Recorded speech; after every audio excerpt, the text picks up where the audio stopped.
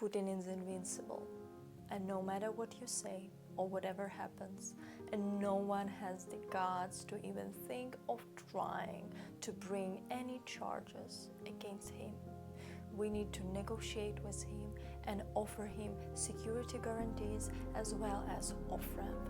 This is the only way, and there can be no other solution. We need to respect Putin. Sorry, hang on. 1 second, I need to check my phone.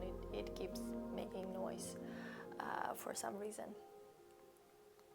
Oh, hold on. This is somewhat awkward and surprising, especially if you are a Vatnik shithead. Looks like what I just said is complete bullshit, because the ICC have issued an arrest warrant for Putin for war crimes. Well, that sure escalated. And I mean, I'm referring to Putin escalating by kidnapping Ukrainian children and forcing them to go to Russia. All jokes aside, and even though there is no joking matter, we must never lose our sense of humor. But that's for another video. I'm sure you guys have all heard that the ICC has issued an arrest warrant for Putin. So I would like to discuss what the ICC is and to talk about what this means for him, Russia, the world, and the possible connection to Chinese leader Xi Jinping. In the end, you will know what Putin's circle is preparing for him. So let's start what the news is exactly. The International Criminal Court, ICC, has issued an arrest warrant for Russia's President Putin, accusing him of involvement in the deportation of thousands of children from Ukraine to Russia. Another warrant has been issued for Maria Lvova-Belova, Russia's Commissioner for Children's Rights. The ICC is an international tribunal for prosecutes individuals for war crimes, crimes against humanity, and genocide. The key members of the UN Security Council, such as the United States, China, and Russia, have not ratified the ICC's foundational Rome Statute, nor have major G20 nations such as India, Saudi Arabia, Indonesia, and Turkey. However, most countries in Europe and South America, as well as Australia, New Zealand, Japan, and much of Africa, have signed on this statute. You may think this is symbolic, but it is significant. It means that if Putin is found on the territory of any of 123 countries that have ratified the Rome Statute, by law they are required to deliver him to Hague to be tried as a war criminal. The scenario is unrealistic, but it is incredibly demeaning for Putin. I don't expect him to be tied up and taken to Hague as soon as he arrives in Paris, for example, but it also means that he's probably not going to go to Paris. Putin's international immunity as a head of state may protect him against the arrest warrant. So even if Putin ends up in one of the participating countries, he may not be arrested, as they will be afraid and will refer to the Vienna Conventions and other acts of international law. Therefore, at a minimum, he must stop being the president, or die, or stop being recognized as the head of state, because Russia is no longer recognized as a state.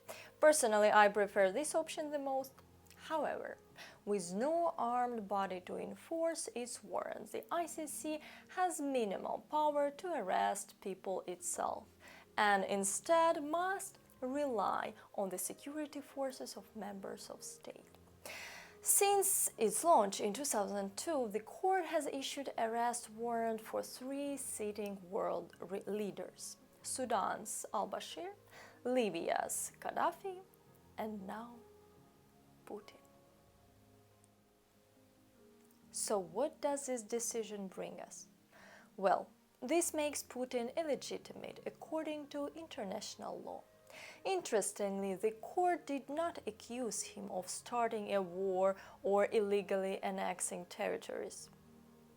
Wait, can annexation ever be legal? Nor of being at the forefront of orders to bomb civilians, bomb schools, playgrounds, hospitals. Rather, the most painful and sensitive accusation against him was the deportation of thousands of children from Ukraine to Russia during the war that Putin started against Ukraine and its people. There is also a signal to the Chinese, as the conclusion was made public on the eve of Xi's official visit to Putin in Russia, which is supposed to highlight China's aspirations for a greater role of the world stage. It is clear that after 2 years of being under total lockdown and dealing with COVID and other own domestic issues, China wants to reclaim its leading role in the international political arena. Now that Putin is officially a war crime suspect, China's desire to be seen as a mediator for peace between Russia and Ukraine. We remember the 12th statement for peace that China released on the one-year war anniversary, and you may remember I released my alternative 12+1 statement on Twitter that I believe you will find more appropriate. May be viewed more critically. Xi's visit to Russia will be his first foreign trip since being elected to an unprecedented third term as China's president, and it's important for him to demonstrate his legitimacy. By visiting Russia, he will become the first world leader to visit a war crime suspect as an official state leader.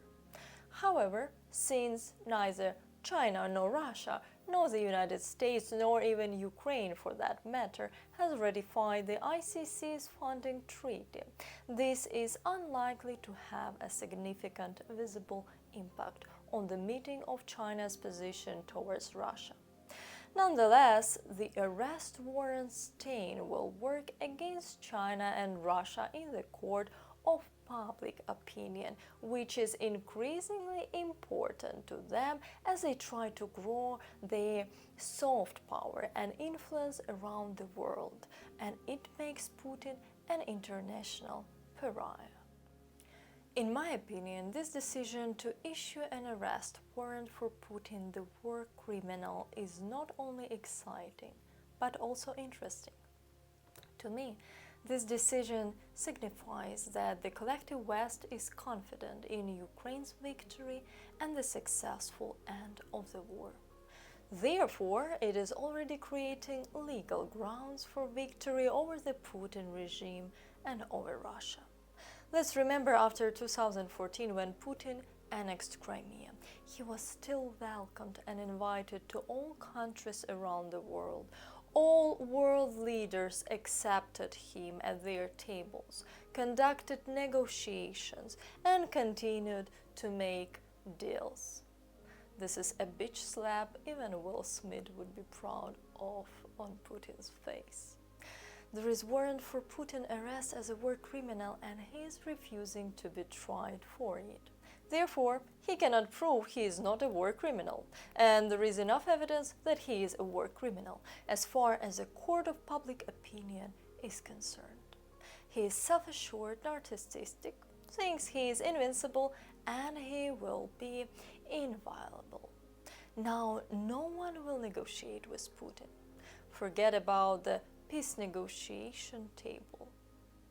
Oh, I want to see now what my favorite Vatniks will say about the need for all of us to dialogue with Putin and peacefully negotiate the end of the war by giving away Ukraine's land to Russia. Now we will wait for what the outcome of this story will be, because it could be like Milosevic or Hitler or maybe even Gaddafi.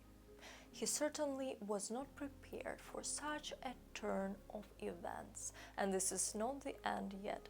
Finally, I believe the ICC decision is a signal to the Putin's Russian elite, the circle around Putin, that with Putin there moving towards abyss, that by continuing to associate with him, they may also become suspect and then be prosecuted not only in Russia but throughout the world. Therefore, in the end, Putin's entourage will eventually betray him. And as a representative of the main intelligence directorate commented today, there is growing dissatisfaction with what is happening. They increasingly understand that they are simply heading into a black hole. And there is already talk of looking for a successor to Putin. And they are looking for a successor for themselves, not Putin. You may know that Putin was appalled and terrified of how Gaddafi ended. Personally, I believe in fate, and I think Putin does as well. And I think he is starting to believe that his fate is not different to the one that he is terrified by. Thank you for watching. Please subscribe and like this video. It will help me a lot. Slava Ukraini. Mr. C, you are going to visit Vladimir Putin, war crime suspect. Vladimir Putin, war criminal. War criminal. Okay, I need to stop. I enjoy it so much.